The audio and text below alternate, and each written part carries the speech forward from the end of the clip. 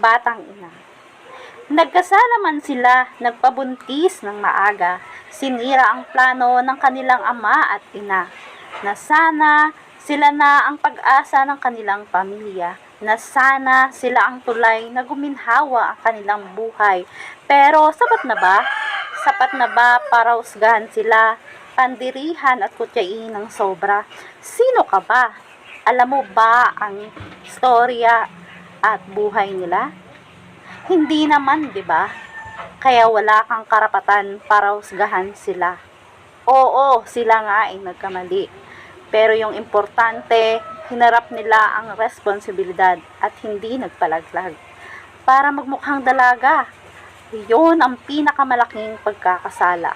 Kaya kayong kunwaring na walang bahid ng dungis, huwag basta-basta manlait kasi di porket buntis, mga pangarap ay hindi natutupad agad.